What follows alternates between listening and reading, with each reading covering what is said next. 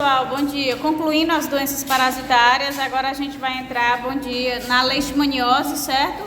E finalizar com a doença de Chagas. Então, as leishmanioses, elas constituem um grupo de doenças causadas por protozoários do gênero Leishmania, que infectam células do sistema fagocitário mononuclear e produzem lesões na pele e mucosas, ok?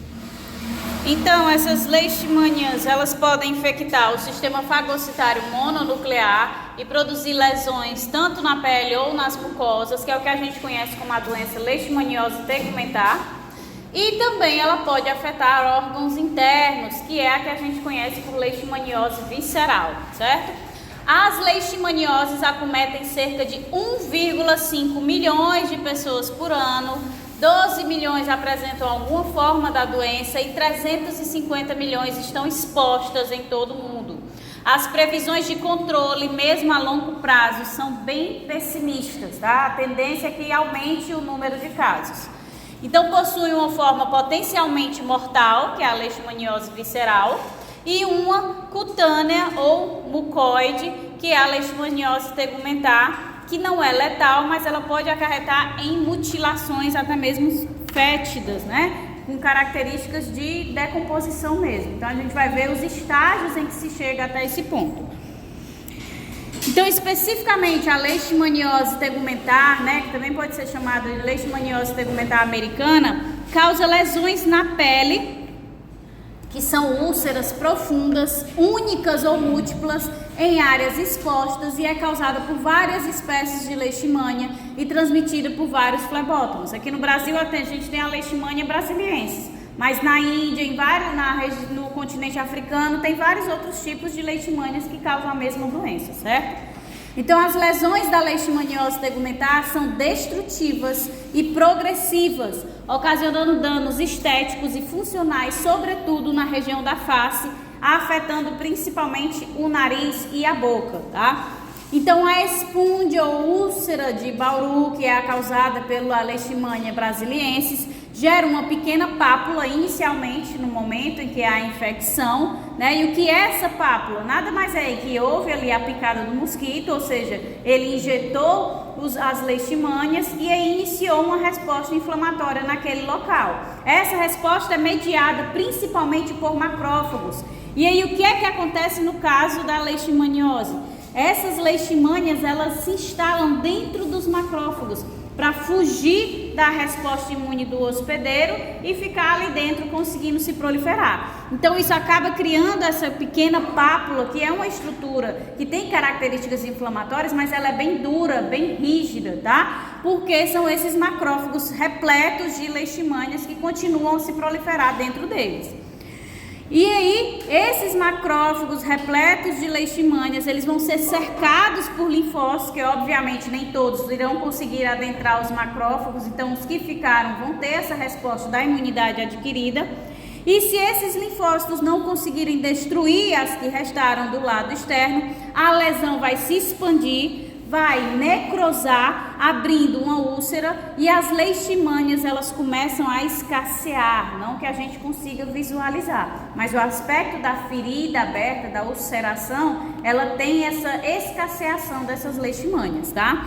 Então a úlcera, ela não sara, produzindo metástases, principalmente no nariz, na boca e na orelha. Então, concomitantemente, a gente tem a ocorrência de linfadenopatia de 75% a 95% dos casos, que é o inchaço dos linfonodos, né? Porque ele vai drenar ali aquele tecido que foi infectado e acaba sofrendo a infecção do sistema linfático. Então, a gente tem esse inchaço dos linfonodos, principalmente na região próxima onde houve a infecção. Se foi no rosto, então aqui nas axilas, os linfonodos mais próximos, eles vão estar bem inchados.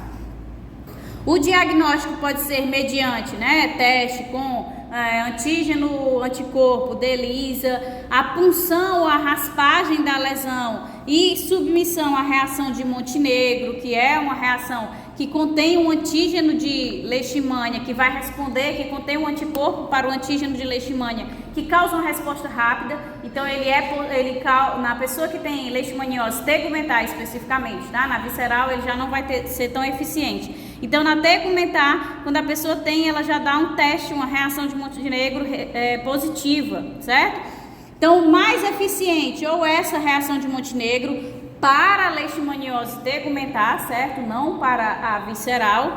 A gente tem essa reação de Montenegro e também a punção e a raspagem da lesão para fazer o quê? A própria análise histológica, né? Você colocar lá na lâmina e ver se tem a presença das leishmanias naquela punção, naquela raspagem. O diagnóstico por ELISA nem sempre é tão eficaz. Outra característica muito importante, né, que é para vocês se lembrarem, que quando a gente tem essa característica de uma inflamação, em que o agente infeccioso, ele é ali, como se fosse abraçado, né, pelos macrófagos, e em volta desses macrófagos a gente tem linfócitos, é uma característica de uma inflamação do tipo granulomatosa, certo? Então a leishmaniose, ela também tem característica de inflamação granulomatosa, porque os macrófagos estão lá infectados, né, e em torno deles começa a chegar os linfócitos, como é lá no caso da tuberculose que a gente mencionou tanto nas outras aulas. Os linfócitos que cercam ali, né, o bacilo da tuberculose, e os macrófagos vão chegando no entorno. Então vai se formar esse grânulo, certo? Que tem abundância de mononucleares, macrófagos e linfócitos, ok? Então aqui, né, como a gente falou, essas lesões, elas são progressivas até que se atinja esse determinado estágio mutilante. Então, inicialmente é um aspecto de pápula mesmo, parece uma alergia, uma picada de mosquito, uma picada de formiga, certo? Então ele fica bem endurecido e avermelhado. Dificilmente a gente consegue identificar somente pela presença da pápula que a pessoa está infectada com a leishmaniose tegumentar. E aí, com o passar do tempo, né, vai aparecer as lesões ulceradas. E aí essa lesão cutânea ulcerada, devido lá aos macrófagos estarem infiltrados com as leishmanias, a chegada dos linfócitos que não conseguem solucionar por completo a infecção, e aí esse processo inflamatório infeccioso, ele progride, aí vai surgir essa ulceração, que vai ter um aspecto crateriforme. Então é como se ele formasse aqui uma cratera para dentro, certo? Vai ser úmido, indolor. Por que úmido, né? Porque está escasseando ali as leishmanias, certo? Então fica aquele aspecto úmido que é o próprio conteúdo, né, do meio extracelular, que vai vazando juntamente com as leishmanias que não estão contidas dentro dos macrófagos ou de macrófagos que foram rompidos pela resposta inflamatória. É indolor, tem as bordas elevadas, ou em todos, né? Melhor aí no material de vocês, dá para visualizar, que as bordas da ulceração, elas são bordas elevadas, tá? Elas ficam mais inchadas do que o centro. São bem definidas, né? Tem um fundo plano, ó. O fundo é bem retinho, recoberto por uma crosta que, quando retirada, vai mostrar o quê? Tecido de granulação. O que é aquele tecido de granulação que a gente viu na aula de inflamação? Aquele tecido rosinha de que está iniciando um processo, né, de cicatrização. Então, quando a gente tira essa casquinha das úlceras que vai se formando algumas vezes, está lá o tecido de granulação. Por isso que a lesão, ela persiste por muito tempo e vai aumentando, porque na verdade o organismo está tentando solucionar, mas sozinho ele não consegue eliminar por completo. Então a ferida, ela persiste, né? A úlcera persiste. Isso é só no local da picada que aconteceu? No local da picada que aconteceu. Não se espalha? Pode acontecer de se espalhar, é o que a gente vai ver agora, na forma disseminada, tá? Então, ó, esse é o aspecto normal da ferida. Se por acaso, né, já que é uma ulceração exposta, a ferida, ela fede? Ela não dói, ela é indolor. Não, se ela fede. Se ela fede, se ela tiver infecção. Mas quando tá só nesse estágio... Não tem odor fétido. Só a forma mutilante é que tem o odor fétido. Então essa ferida aqui, já que ela é exposta, pode acontecer o quê? De sofrer uma infecção bacteriana, né?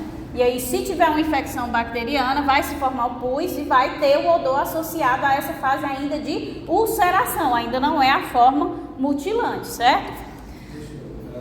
A pessoa pode ter resistência, como é que eu posso dizer, imunidade para essa doença, ou se picou, não tem pode ter imunidade. A gente vai já ver dessa parte do que é que evolui para forma grave, para forma mutilante ou não, certo?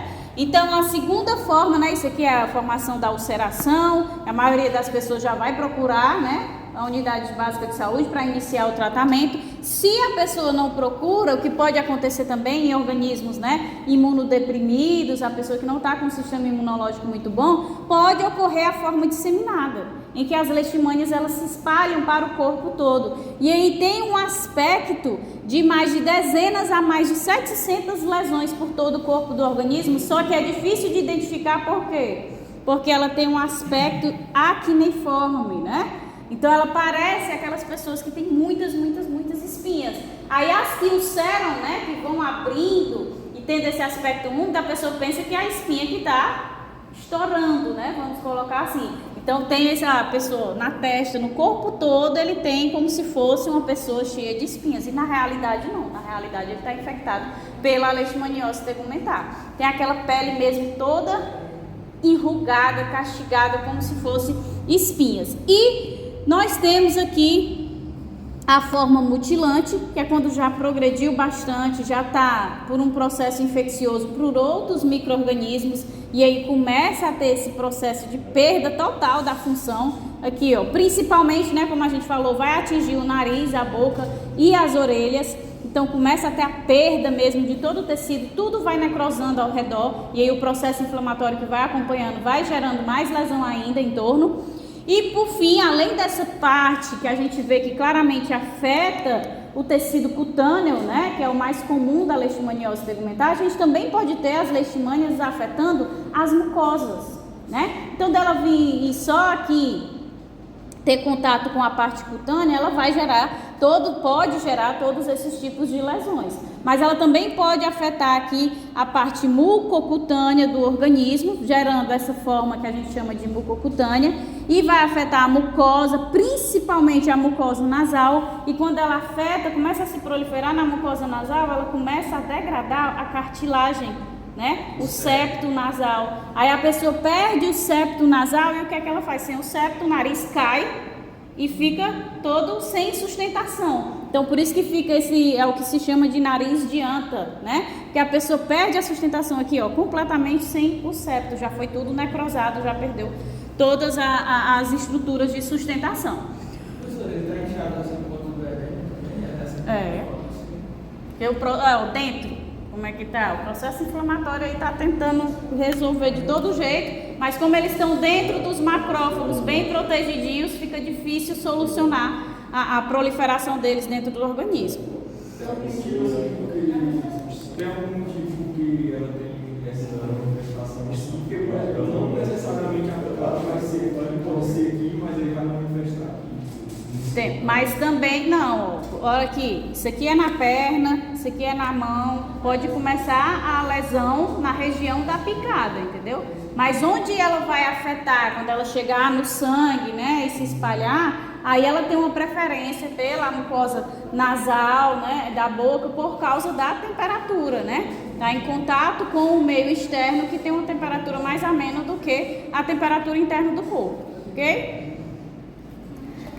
E no caso, né, das características da leishmaniose visceral, né? A leishmaniose visceral é uma doença imunossupressora, tá? Que ela manifesta-se por febre pouco elevada, diária e constante, marcado emagrecimento, anemia, porque ele vai afetar diretamente a medula, ele impede a medula de sintetizar células de defesa.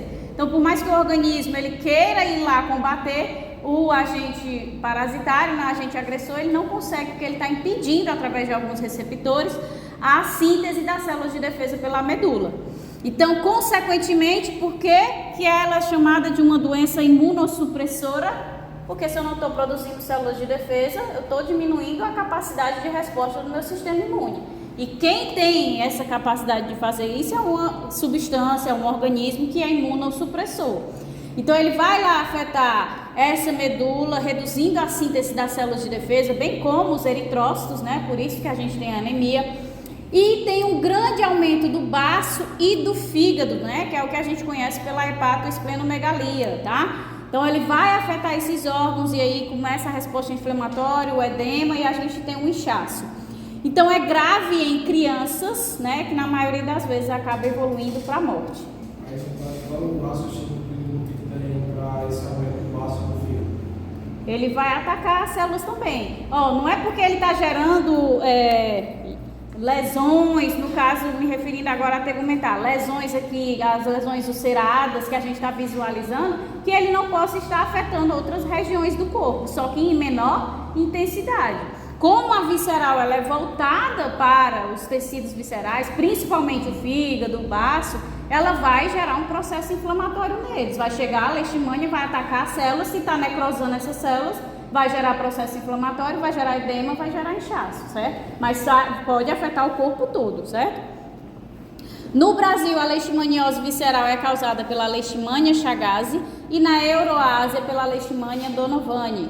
As leishmanias são transmitidas entre animais silvestres ou de animais silvestres para o homem por meio de mosquitos hematófagos da classe, ou é filo, não estou me lembrando, do gênero, não sei qual é a classe, qual é o filo, Flebotomia do gênero Lutzomia, tá? Que é o que? O mosquito palha ou biguiri, eu só conheço por mosquito palha, não conheço esse birigui não. Então, assim, o seu ciclo não depende exclusivamente do homem, ele precisa de um vetor, tá? Então, mas ao se intrometer nesse ciclo, né? Por quê? Porque é uma doença silvestre, ela afeta os animais. Quando o homem adentra nesse ciclo, ele pode adquirir a moléstia. Então, por isso a doença é frequente entre trabalhadores e habitantes das florestas e mesmo invasores esporádicos das florestas, como pescadores, turistas, soldados, certo? Professora, por ele mesmo, por assim ter esse vetor intermediário, ele é heterossexual? Só se o ciclo de vida ele for concluído dentro do mosquito, que eu acho que não. Mas a gente vai já chegar no ciclo de vida. Mas pelo que eu me lembro de quando eu li, eu acho que é só o vetor mesmo que ele precisa. Mas o ciclo é todo no homem. Então a leishmaniose visceral, ela pode gerar 3 respostas do hospedeiro. Primeiro, destruição local e eliminação dos parasitas com a resolução total da doença. Um indivíduo que é imunocompetente, ele tem essa capacidade de eliminar a doença e não evoluir para esses casos graves, certo? Segundo, se não resolver, pode gerar um processo inflamatório e aí ele vai, né,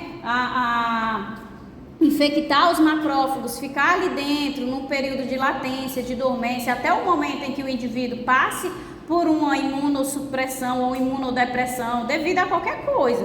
Tanto tratamentos como também o próprio estresse, ele tem essa capacidade de imunodeprimir o indivíduo. Então ele fica ali dentro desses macrófagos só se proliferando em estado dormente de latência, esperando o momento em que ele vai poder sair e afetar várias outras células. Então ele vai gerar um processo inflamatório, com a chegada dos macrófagos, ele vai infectar os macrófagos, vai ficar ali para não ter mais a resposta inflamatória e ele não ser eliminado por completo. E ele fica em estado de latência. E a terceira coisa que pode acontecer é a disseminação dos parasitos para órgãos ricos em células do sistema fagocitário mononuclear. Então, onde a gente tem uma abundância de células fagocitárias mononucleares, os macrófagos mais especificamente, eles vão ter uma afinidade maior. Então ele vai procurando porque ele quer se esconder dentro dessas células. Então o objetivo dele é encontrar esses macrófagos. Então os aspectos... Eu vou falar alguma coisa. Você fala a diferença de imunossupressão para imunodepressão. Imunossupressão é quando você toma medicamentos para ficar imunossuprimido, né? Então se eu fiz um transplante, para eu não rejeitar aquele órgão, eu tenho que tomar medicamentos para reduzir minha imunocompetência. Então, você está se imunossuprimindo com medicamentos, artificialmente. Imunodeprimido é devido a alguma doença, como o HIV. A pessoa fica não sendo mais imunocompetente porque o vírus está atacando as células de defesa dela. No caso da leishmania, é imunodepressão. Imunossupressão. Imunossupressão. Ele está aqui, imunossupressora, né? Porque ele suprime a resposta do sistema imune. Ele vai lá na medula e ele também ataca os macrófagos diretamente. Então, passando aqui. Os aspectos clínicos, eles vão envolver, né? A ser uma doença assintomática, quando a pessoa é imunocompetente, ela consegue combater esses aspectos. ou uma doença subclínica, a pessoa tem uma febrícula, uma tosse seca, diarreia, sudorese, uma hepatoesplenomegalia bem discreto, um inchaçozinho, né, discreto. Podemos ter a forma aguda, em que a pessoa já vai ter aí uma febre alta, uma tosse, diarreia, a hepatoesplenomegalia continua ainda sendo discreta, e a forma clássica, que se não tratada será fatal para o indivíduo, que é febre diária alta, anemia, fraqueza, desnutrição, edema das mãos e dos pés, hepatoesplenomegalia avançada, diarreia, hemorragias, certo? E a gente ainda tem outra forma, que é a plenamente manifesta, que vai ser a mais impactante e potencialmente fatal de imediato, que é naqueles indivíduos que estão aí imunodeprimidos, imunossuprimidos, que vai ser os indivíduos infectados pelo HIV, aqueles que fizeram algum tratamento por transplante, ou mesmo, né, que estão em tratamento com câncer, que também estão na situação de imunossupressão pela própria doença, e aí além de afetar fígado, baço, causar febre, desnutrição, anemia, ele também vai gerar danos ao pulmão. As formas graves negativam para a reação de Montenegro. Lembra que eu falei que uma das formas de detecção da tegumentar era essa reação de Montenegro, que ela conseguia detectar os antígenos da leishmania? No caso da leishmaniose visceral, ele não vai conseguir detectar. Então, ele não serve para fazer esse diagnóstico da leishmaniose visceral.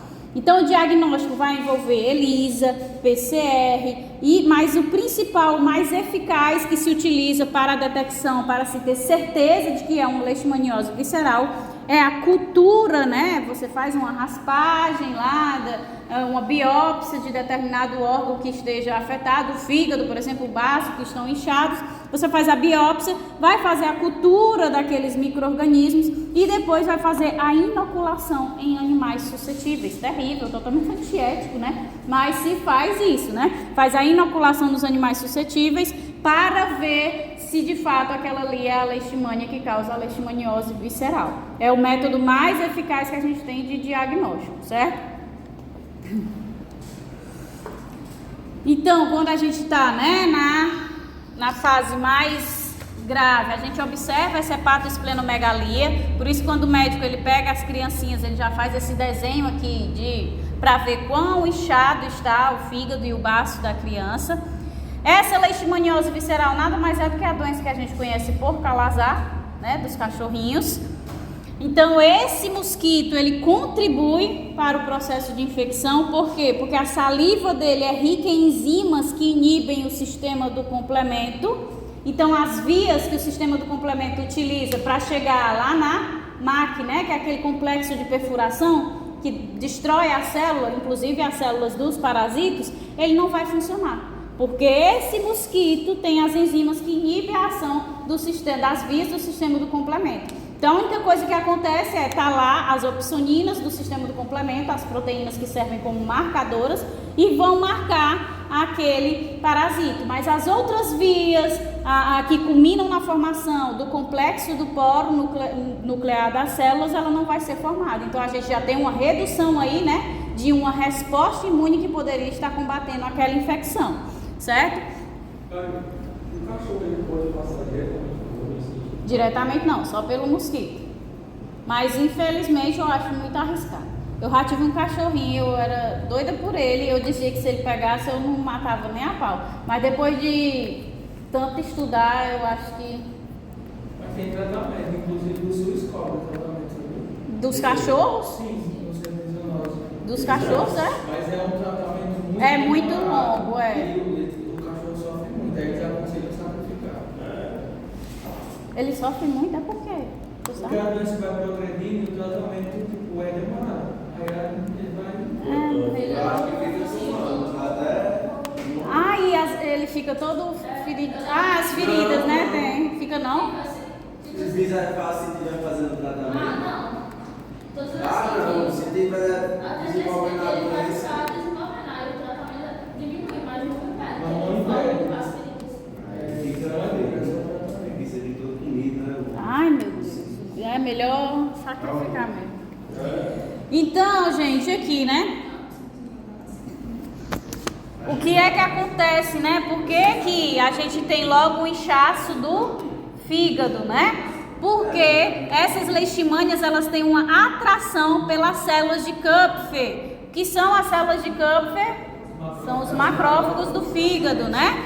E além disso, macrófagos de outras partes do corpo, e eles vão ficando cheios de leishmanias. Então eles vão hipertrofiando, hiperplasiando. Isso vai afetar a circulação. Não chega sangue, eu começo a ter hipóxia. Se eu tenho hipóxia, eu tenho degeneração que chega na necrose, começa o processo inflamatório, né?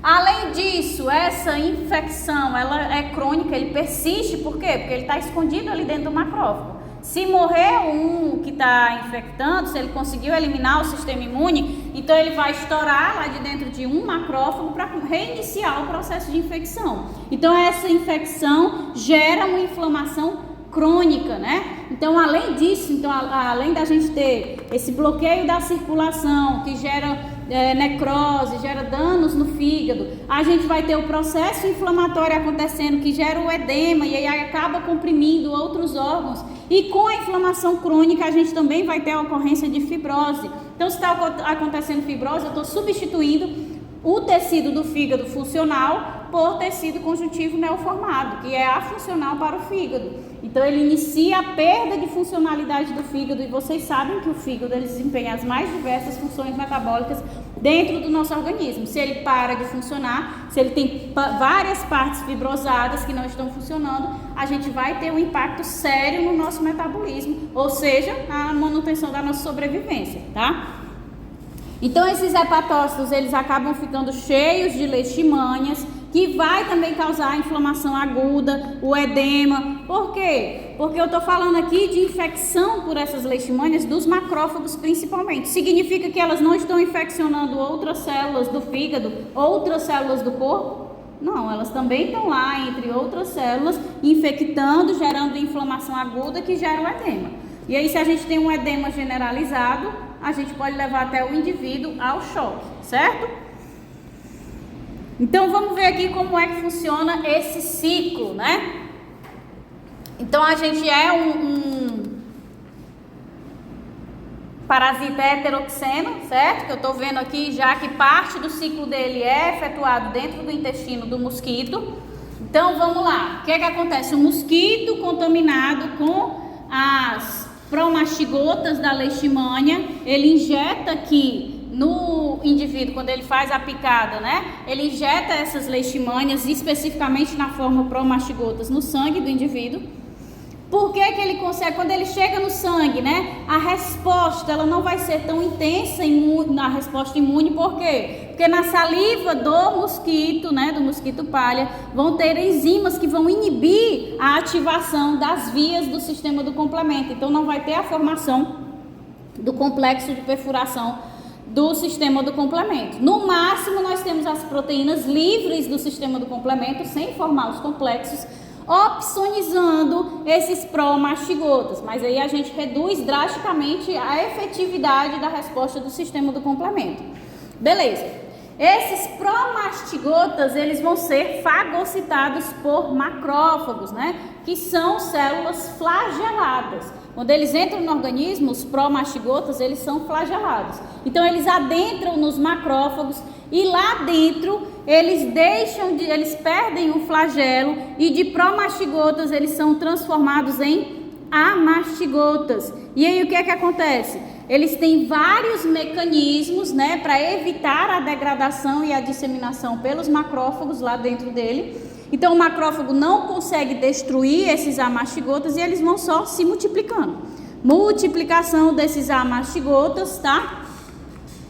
E aí, esses amastigotas, no momento em que eles se multiplicam demais, obviamente o macrófago ele vai estourar e aí ele vai ser liberado na corrente sanguínea, e quando o mosquito picar o indivíduo infectado, ele vai coletar tanto sangue como os amastigotas que estão livres lá na corrente sanguínea, células não flageladas, certo? Ele vai poder afetar, né, ou a cutis, a pele, ou a mucosa. Aqui a gente está se referindo, obviamente, à leishmaniose tegumentar, certo? Por que que ele consegue ficar dentro do macrófago se proliferando se o macrófago é uma célula fagocitária que tem por objetivo destruir os micro-organismos, os antígenos, né? Porque ele tem várias características que neutralizam a degradação pelo macrófago internamente, tá? E além disso, com essa parada da tentativa de destruição desse parasito, ele começa a se disseminar dentro desse macrófago. Algumas vezes, né, nesse processo de infecção do indivíduo, algumas vezes não, né, é uma das respostas na infecção do indivíduo pela leishmania, que a gente tem um aumento da concentração de neutrófilos, certo? E, meu Deus, eu botei aqui, não me lembro mais o que é, CT e CD. Sim, lembrei. Nos neutrófilos, aqui as células dendríticas, aqui são as células T, tá? Então vai ver por vezes os neutrófilos, os linfócitos T e as células dendríticas vão fagocitar. Não é célula T não, meu Deus, eu não me lembro, vocês acreditam nisso? Esqueci, mas enfim, os neutrófilos e as células dendríticas, eles vão fagocitar os parasitas que estão livres, né? Os amastigotas, ou mesmo os promastigotas que acabaram de entrar. E, obviamente, se fagocitaram, vão fazer a apresentação do antígeno para as células T. Essas células T, quando elas interagem com essas células apresentadoras de antígenos, elas vão reconhecer que se trata, né, de uma parasitose e vão secretar citocinas que fazem elas se diferenciar principalmente no perfil TH2. O que é que o perfil TH2 faz? Ele dá uma resposta principalmente mononuclear. Lembrem lá da inflamação crônica, né? O perfil TH2 ele está associado com os macrófagos do perfil M2 e os linfócitos T desse perfil vão atuar numa resposta mononuclear, porque são as células que têm um único núcleo grande, central, né? E a resposta vai ser principalmente por essas células T do perfil TH2 e também vai ter a ação desses neutrófilos e células dendríticas, os que conseguirem fagocitar, seja os promastigotas ou os amastigotas, certo? Os flagelados ou os não flagelados. Por que eu falo os que conseguirem? Porque a maioria já corre diretamente, porque depois que ultrapassa a barreira primária, qual é a primeira célula de defesa que se encontra? Os macrófagos, né? Os macrófagos que estão ali no tecido. Então, no momento em que ele encontra o macrófago, que ele tem um receptor para interagir direto com ele e ser fagocitado, ele entrou no macrófago e ele já se escondeu. Então, raríssimos são os que ficam ali flutuando sem encontrar logo uma célula macrofágica para poder infectar e conseguir se proliferar lá dentro, se esconder do sistema imune, tá? Então, beleza. O mosquito, quando ele faz, né, suga o sangue, vem os amastigotas, esses amastigotas, eles vão aqui ser convertidos em promastigotas no intestino do mosquito. Os promastigotas, por serem flagelados, vão migrar lá para as glândulas do mosquito, para quando ele fizer a picada, ele já injetar as leishmanias dentro do indivíduo. Ok, o ciclo? Então aqui é só para vocês verem, né? Aqui é a forma promastigota, que é a forma flagelada, certo? E aqui é um macrófago repleto, né, de amastigotas dentro dele proliferando, certo?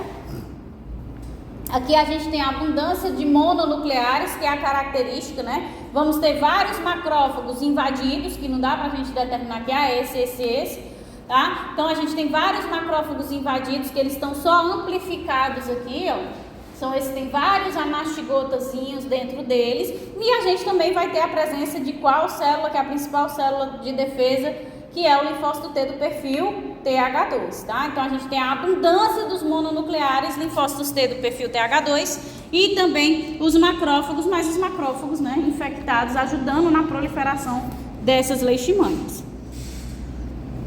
Então como é que vai acontecer, né, a invasão dos macrófagos por esses protozoários? Então ela vem aqui, ela tem a capacidade de penetrar esse macrófago, chegou aqui dentro, ela vai ficar contida dentro de uma vesícula que tem mecanismos para evitar a fusão com o lisossomo, então ela não vai ser destruída, certo?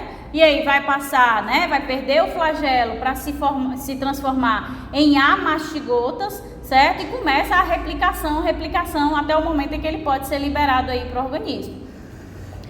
Automaticamente, né, essa adesão, essa molécula ligante que ele tem com o receptor da membrana do macrófago é que favorece a endocitose dele para dentro da célula, a formação dessa vesícula, tá? Além disso, aqueles que estão do lado de fora sintetizam diversos receptores que impedem o quê?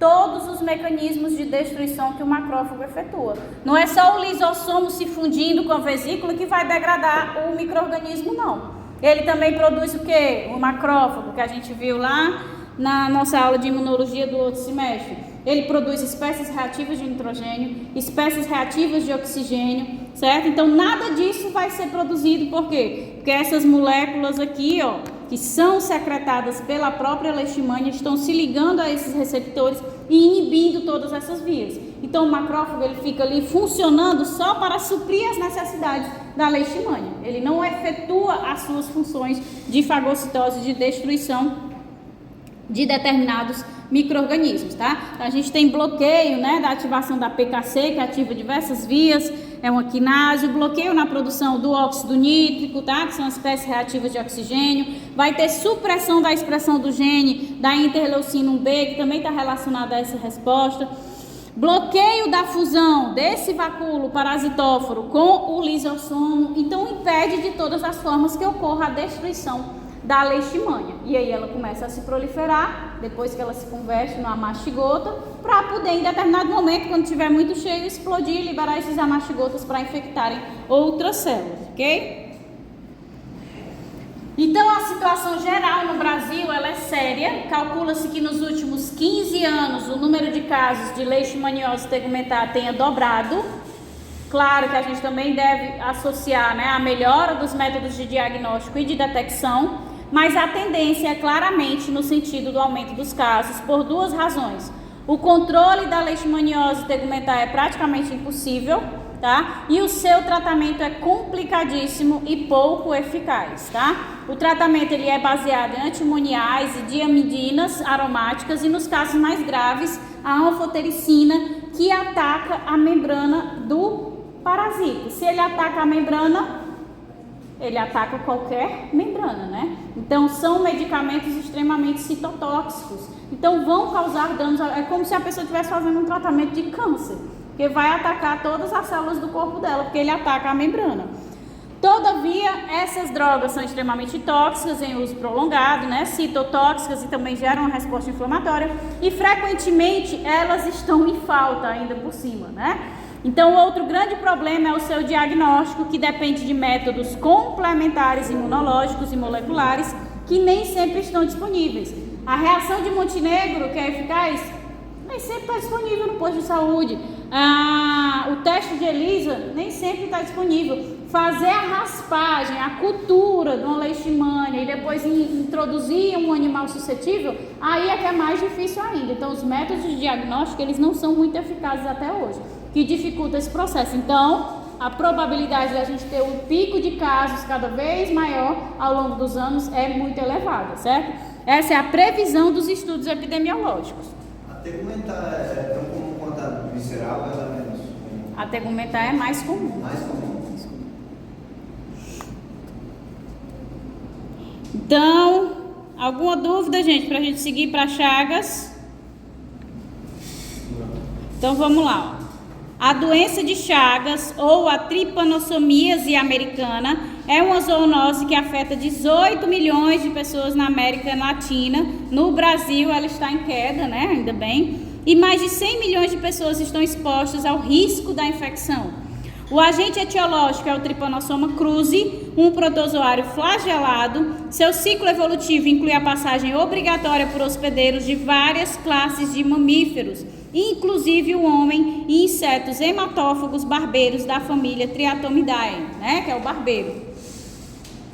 Então, nos vertebrados, o Trypanosoma cruzi circula no sangue e multiplica-se nos tecidos. Nos barbeiros, ele multiplica-se no tubo digestivo e as formas infectantes são eliminadas com suas fezes e urina. Em vez do que foi no leishmania, que ele vai para as glândulas salivares do mosquito e é eliminado no momento da picada, no caso do barbeiro não, ele pica e ele faz as suas excreções no mesmo momento. E aí o parasita ele vai migrando, né, porque é um parasita flagelado, até o local da picada, onde ele consegue se inserir na corrente sanguínea.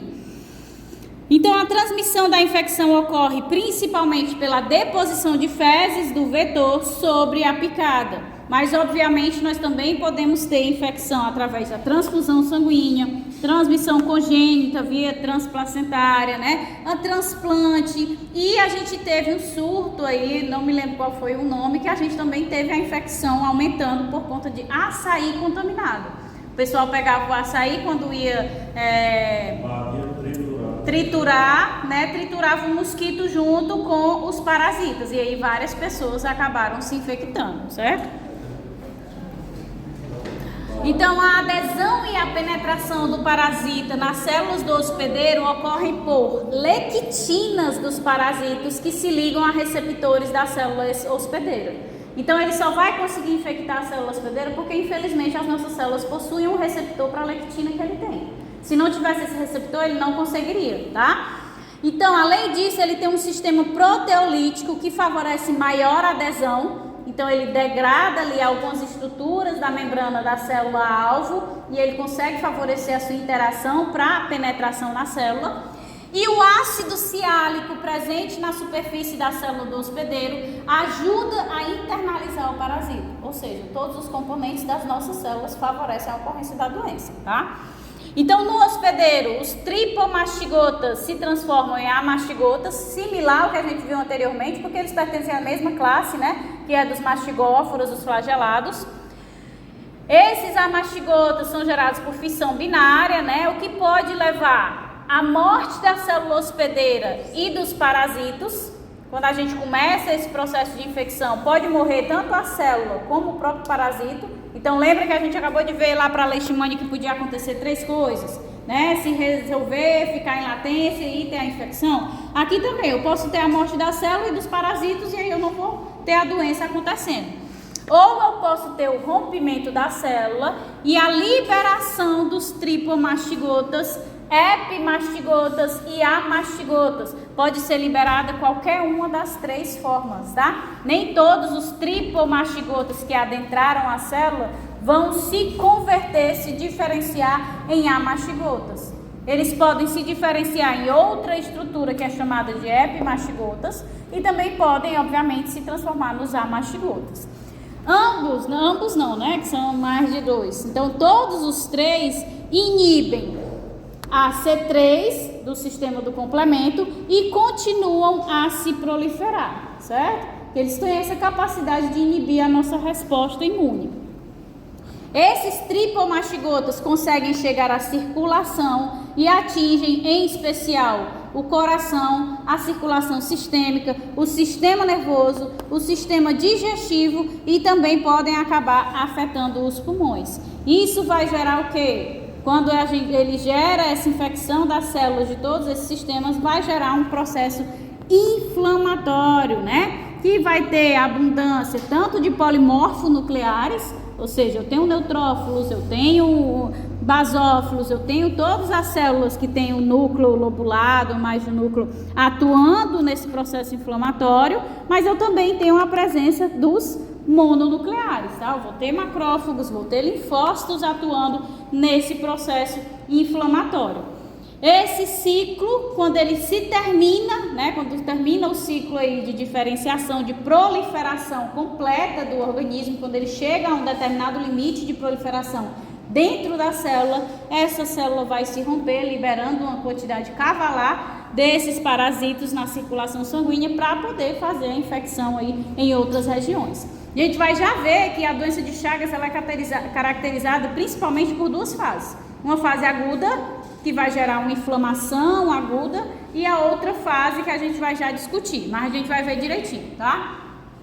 Então aqui é basicamente o ciclo, né, do caso da doença de Chagas. Então tá aqui o barbeiro, então ele pica o indivíduo e ele vai realizar as fezes em cima de onde ele fez a picada, né? Então vai lá meu Deus, esqueci o nome, tripomastigotas, né, do Trypanosoma cruzi e vão nadando através da ação do flagelo até o buraquinho da picada e vão para entrar na corrente sanguínea.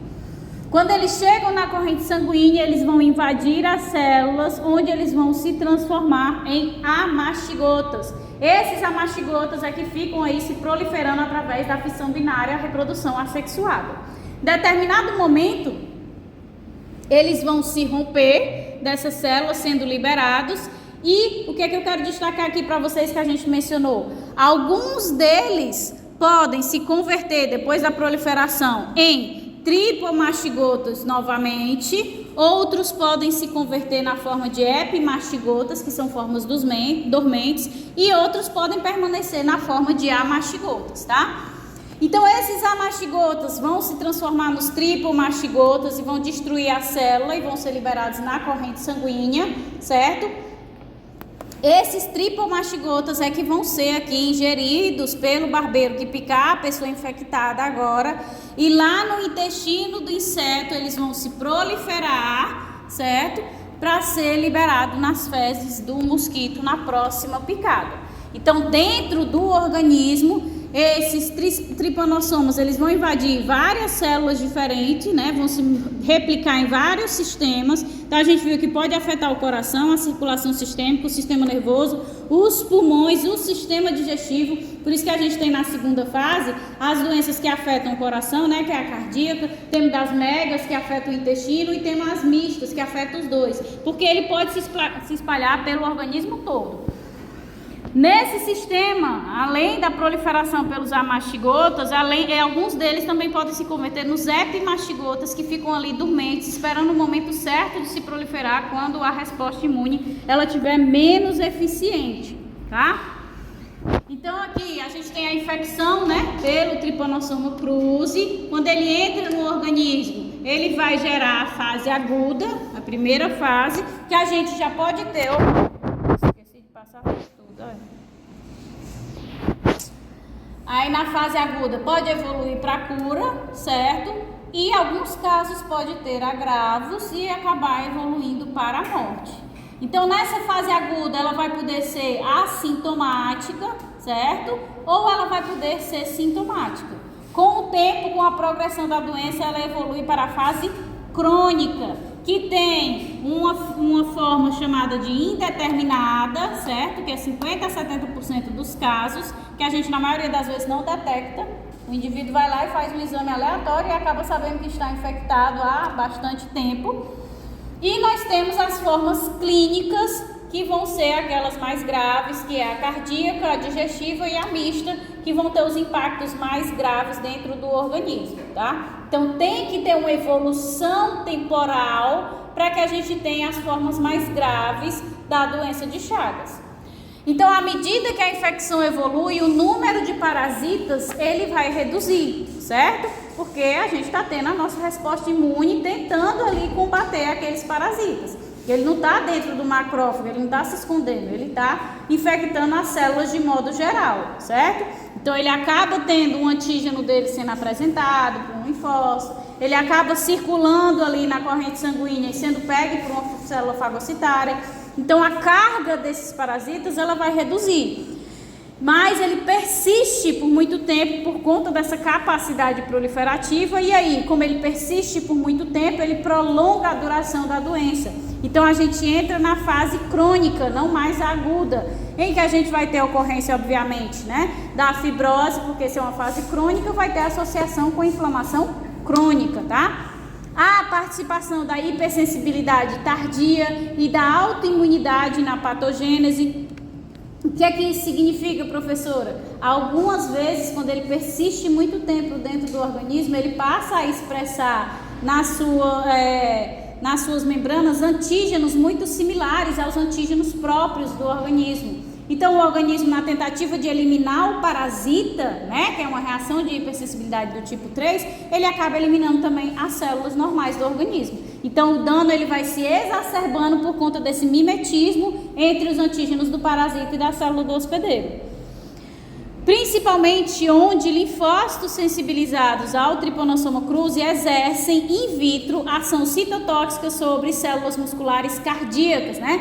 Quando a gente fizeram um estudo, né, para investigar esse ataque às células saudáveis por conta da expressão de antígenos próprios, que são homólogos muito similares aos antígenos do parasita, se viu, né, in vitro, né, ainda não se viu em vivo, que esses linfócitos deles vão ter ação citotóxica, principalmente sobre células musculares cardíacas, né, são o alvo principal, são essas células que vão ter esse antígeno homólogo, principalmente, na sua membrana, tá? Então é por isso que a gente diz que eles são propriedades antigênicas cruzadas, porque ele vai atacar tanto o parasita, como ele vai atacar as células saudáveis do sistema cardíaco, tá?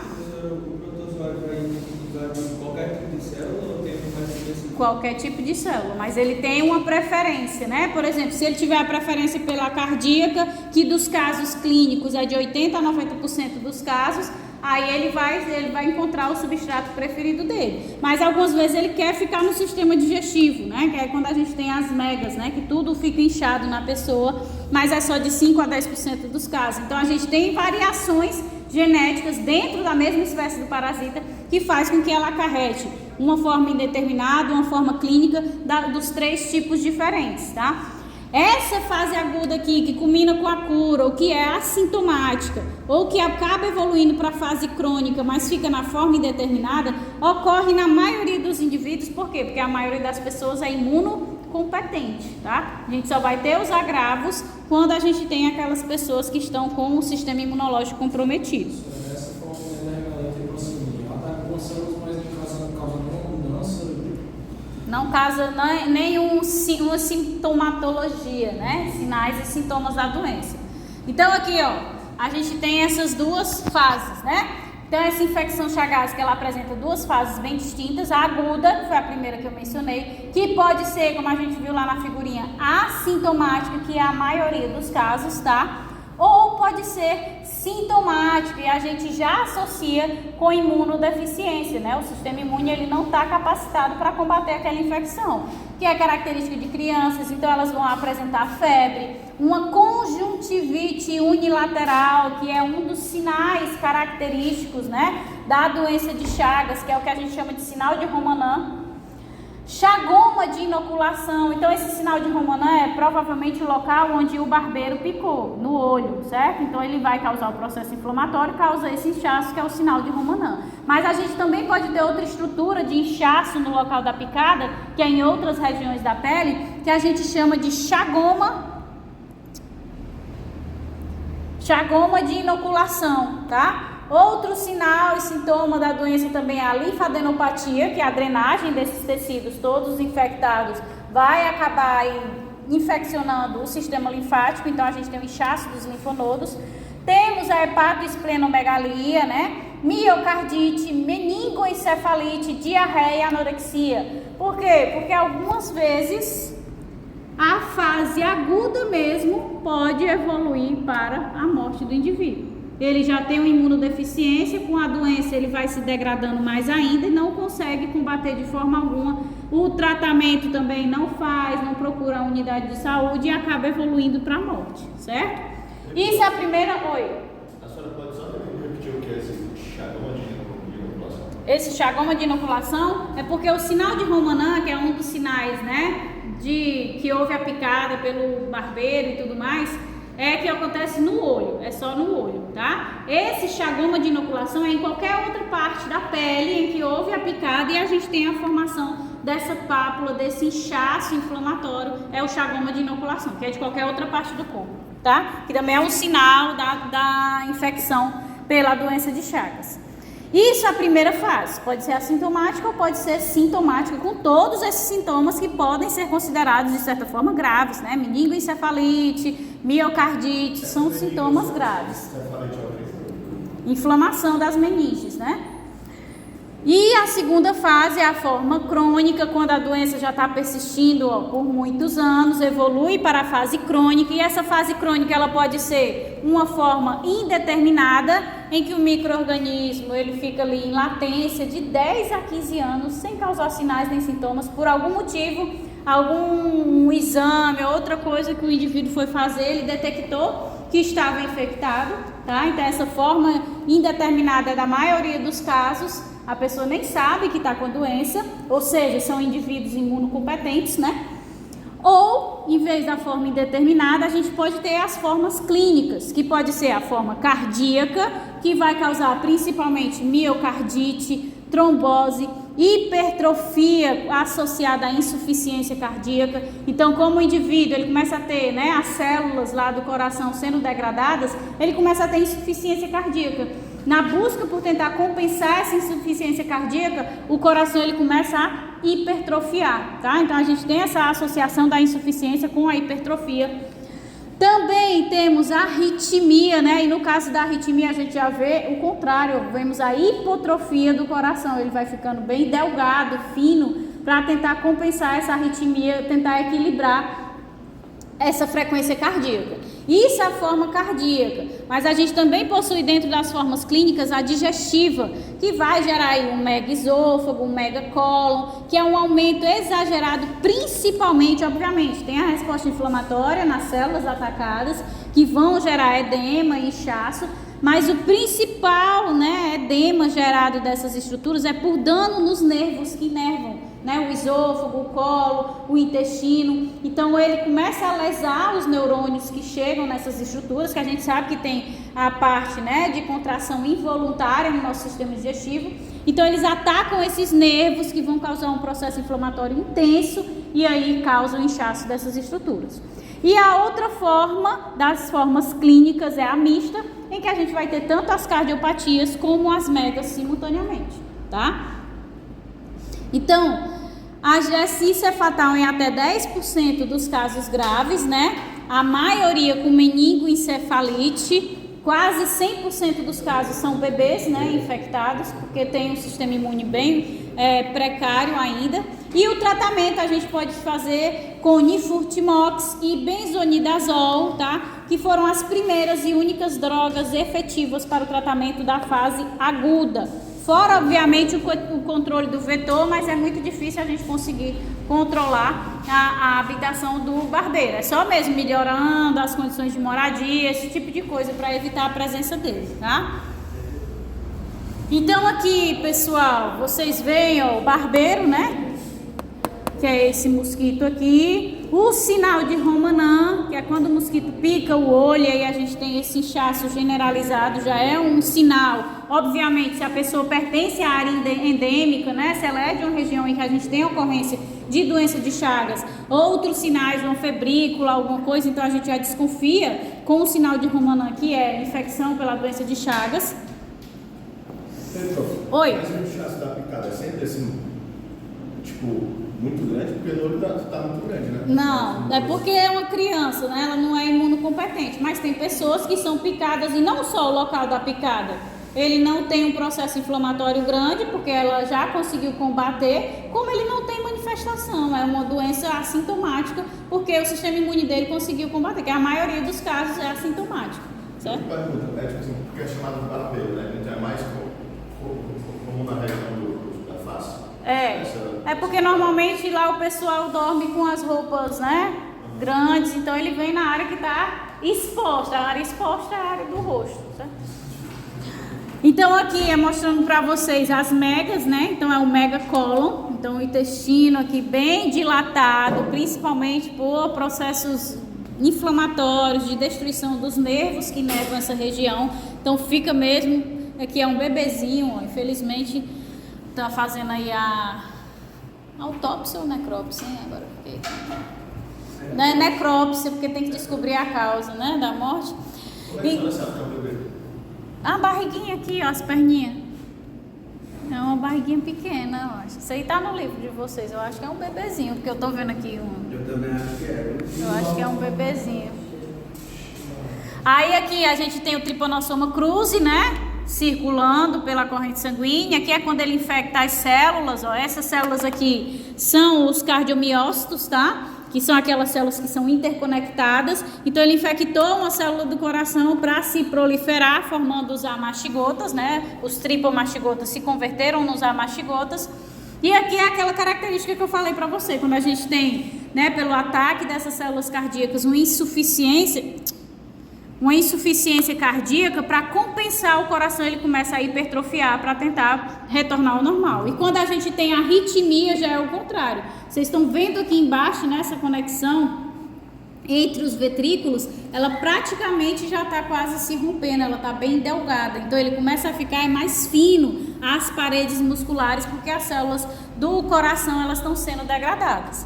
Então acontece a arritmia e aí acontece a hipotrofia para tentar compensar. Né? Compensar. No caso da arritmia, no caso da insuficiência é hiper. A senhora pode só mostrar a hipertrofia e a hipo? A B. Esse aqui é a hiper, ó. Ele tá maior, é um coração bem dilatado, tá? Se tu comparar com esse daqui, tu vê que esse aqui ele tá bem dilatado, tá? Porque as paredes, elas já estão bem mais espessas. Esse aqui, ele começa a ter um adegalçamento, não de toda a parede, né, do coração, mas aqui no final, ó. A gente percebe isso acontecendo entre o ventrículo esquerdo e o ventrículo direito, provavelmente porque o local onde houve a maior proliferação e infecção pelo tripanossoma foi na região aqui mais baixa do coração. Então ele começa a ter esse adegalçamento para tentar controlar essa arritmia, tá? Eu não entendi a relação da arritmia com a doença de Chagas. Porque ele vai alterar não só os cardiomiócitos, mas também as células que vão dar aí o sinal para a contração, entendeu? Isso, ele vai alterar, a preferência dele é por essa região aí, ou do coração ou do intestino, tá? Tem até um método, né, para saber se o barbeiro está infectado. Tipo, eles ensinam o pessoal da gente, eles ensinam você a massagear, aí se der febre, você manda para o seu usanose, para ele saber se está infectado.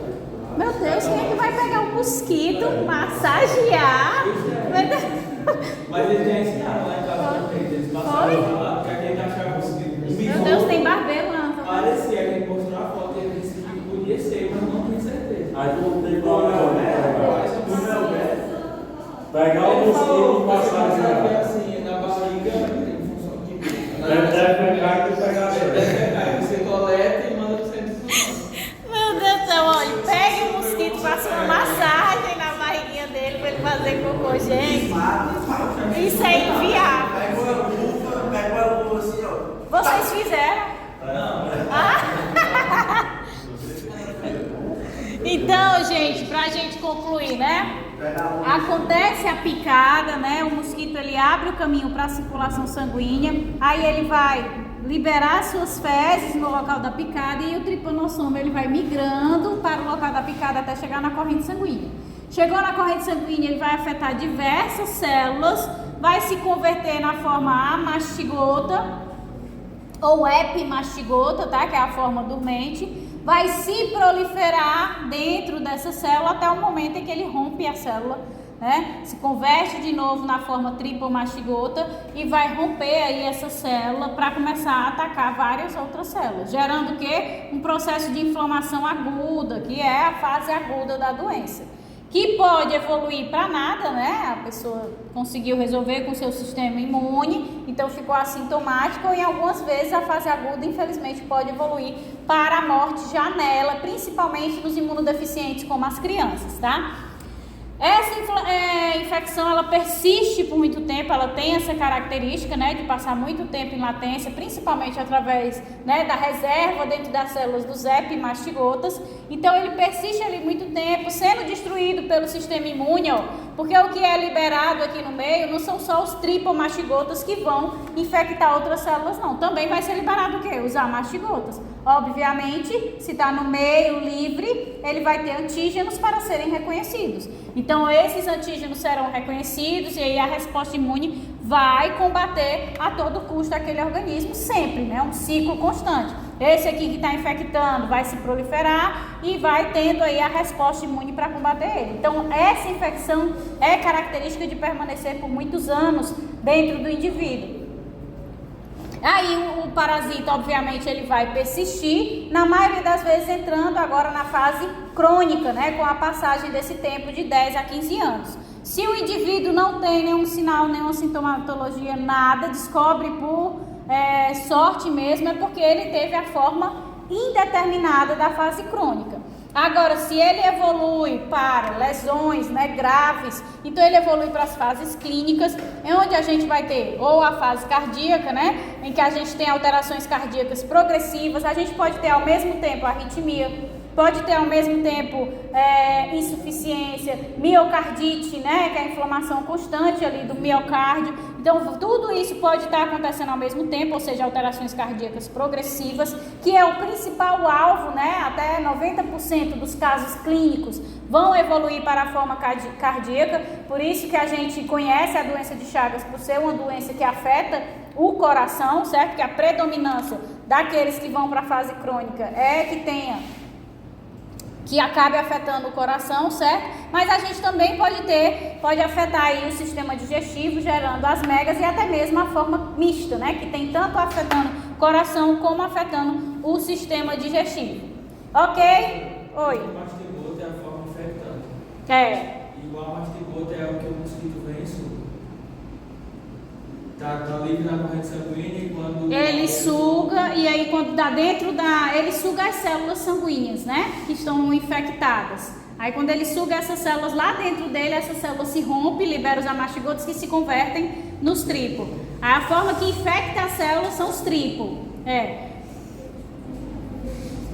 Pronto, a malária a gente viu ontem, né? A gente pode concluir. Deixa eu ver que horas são. Eita, será que dá, hein, minha